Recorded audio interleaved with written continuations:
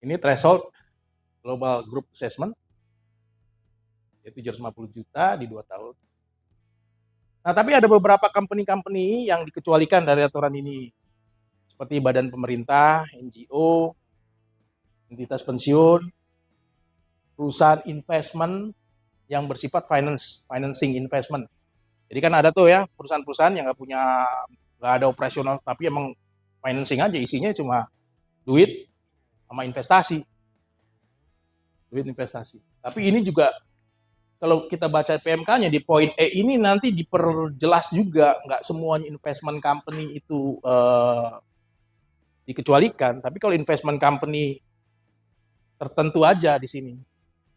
Kemudian di poin F itu investment company real estate yang sebagai vehicle. Jadi kalau misalkan di sini ada perusahaan real estate, uangnya adalah berasal dari satu induk di Cina, uangnya itu dari Cina, dan Cina itu ternyata ujungnya UPE-nya, ultimate parent entity-nya, atau yang orang yang secara akuntansi badan yang ujungnya mengkonsolidasi, ternyata perusahaan dana investasi, itu nggak bisa dihitung, 750 juta euronya nggak bisa dihitung dari situ. Tapi trikinya di aturan ini, OECD, cek di bawahnya.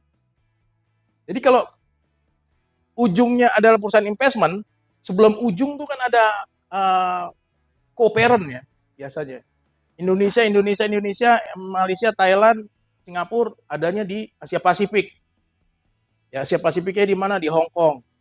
Dari Hong Kong, holding Hong Kong sama holding di Amerika sama holding di Eropa, ujungnya ada di Cina. Ujungnya itu investment company, bukan dihitung dari situ. Investment company ini nggak dianggap threshold karena dianggap dikecualikan. Tapi ternyata Indonesia tuh menginduknya ke Hong Kong misalnya. Di aturan ini Hong Kongnya bisa threshold 750 juta dari situ. Nah, kalau misalkan ternyata di Hong Kongnya adalah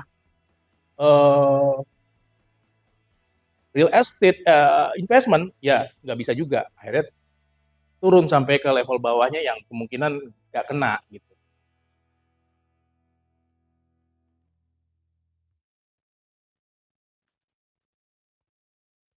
Secara umum itu aturan ini mungkin Bapak Ibu perlu hati-hati juga ya. Pertama mungkin dari sekarang mulai sadar juga nih, kira-kira parent kita tuh berapa ya salesnya.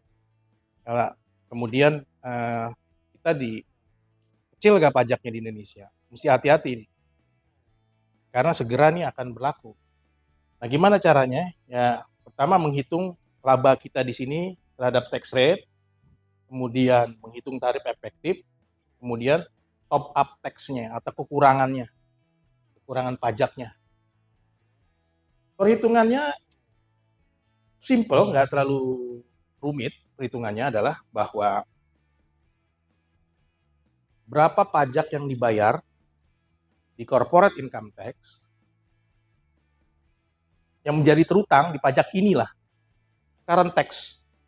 Kalau di akuntansi itu current tax income, bukan deferred tax income, dibagi profit before tax. Nah, itu Bapak Ibu lihat ini. Kalau itu masih di bawah 15%, ya itu berarti kena di sini.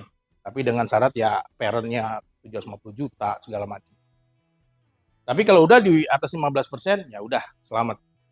Nanti ada lagi pertanyaan, gimana kalau saya rugi? Itu nanti nextnya mungkin kita diskusi.